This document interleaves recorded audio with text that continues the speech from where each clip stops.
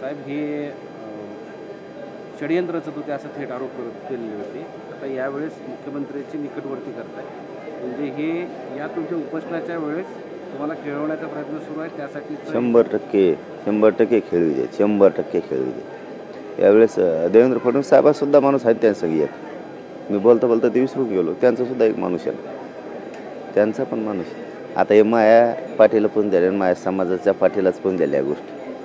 माणूस फोडायचा, घेऊन जायचा आणि ते करायचं. मग हे घडलेलं आहे, आता हे घडणारच आहे. बहुतेक की आता वाचू द्या, येईन ना समोर. आता तर अर्धवट समाजासमोर आलंच.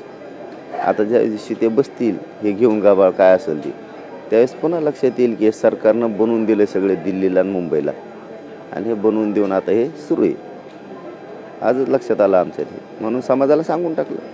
थांबले तर ठीक, समाज काय नाही, पण समाज प्रत्येकच वेळेस बदनाम करायला समाज तरी का वर्ग बसणार आहे.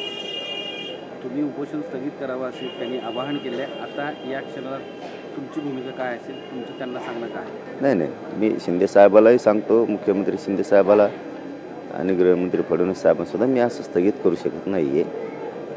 कारण हे डिटेलमध्ये काही गोष्टी माहीत झाल्या पाहिजेत की तुम्ही सगळ्या सोयरीची अंमलबजावणी लगेच करणार आहेत का किती दिवस लागणार आहेत, केसेस लगेच मागं घेणार आहेत का किती दिवस लागणार आहेत, हैदराबादचं गॅस लगेच घेणार आहेत का त्याला किती दिवस लागणार आहेत, हे मला डिटेल आणि माझ्या समाजाला माहीत झाल्याशिवाय मी माग कसं घ्यायचं. मराठा आणि कुणबी एकच आहे. त्यावेळेस तुम्हीच म्हणले होते कायदा पारित करायला आधार पाहिजे.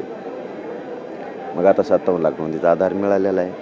ज्या ज्या काय गोष्टी आहेत त्या बघू द्या ना. सगळे सोयऱ्यांची अंमलबजावणी करताना आम्ही दिलेली व्याख्या तुम्हाला मान्य आहे, त्यावेळेसही आताही मान्य आहे. तर मग ती घेतली का, घ्या म्हणलो तर आम्ही तुम्हाला नुसती घेतली म्हणताय. मग तेही सगळं क्लिअर झालं बस स्थगित करायला आम्हाला कुठं अडचण आहे. आम्हाला आरक्षण पाहिजे, आम्हाला वाक्य नाही पाहिजे. आणि तुम्ही असंच खेळलं ना की माझं शेवटचं एखादी उपोषण असणार. मी काय मोकळा नाही बार उपोषण करायला. मी डायरेक्ट विधानसभेच्या तयारीला लागेल आणि समाजाला लागेल. तुम्ही जर असंच खेळत राहिले, मुख्यमंत्री आणि फडणवीस साहेब आम्हाला, शिंदे साहेब आणि फडणवीस साहेब, आम्ही तुमच्यावर विश्वास ठेवला आहे, इथून मागेही ठेवला होता, आतासुद्धा उपोषणाचा काळात ठेवला. पण हे उपोषण सुरू आहे तोवरच तुम्ही सांगावं. आणि एकदा जर हे उपोषण थांबलं तर मी पुढं ऐकणार नाही. मी डायरेक्ट आणि माझा समाज आम्ही विधानसभेच्या तयारीला लागणार. फिरून बॉम्बलायचं नाही आमच्या नावावर. तुम्ही आत्ता षडयंत्र रचलं जाते असं सांगताना OSD आणि काही मुख्यमंत्री उपमुख्यमंत्र्याचा एक माणूस आहे सांगितलं. नेमका आता महाराष्ट्राला प्रश्न पडेल की तो OSD कोण आहे, ते तुम्हालाही कळलं असेल. समाजालाही माहिती आहे. मागं 15 लाख वाटायला कोणचा OSD निघाला होता. आमिषा मध्ये बुळबुळ कोण थांबा ना, नावच घेईल. आणखी पुढचं षडयंत्र लक्षात येऊस तर, जर पुढचं षडयंत्र त्यांनी थांबविलं तर मग कशाला नाव घ्यायचं. नाही थांबलं तर धडाधड नाव घेऊन टाकू. 3 नाव आलेत आमच्यापाशी घेऊन पळणारे.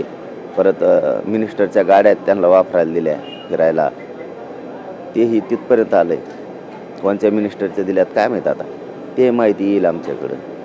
जर पुढचं दिल्लीला जाऊन काय बाखळा खोटा तयार केला आहे, काय केला आहे, हे एकदा सांगायचा जर प्रयत्न केला तर धडाधड नावं घेणार आम्ही. आणि ते इथं शांत बसले तर चांगली गोष्ट, नाही बसले तर आम्ही नाव घेऊ. आता तुम्ही जे सांगितलं की हे सगळं जे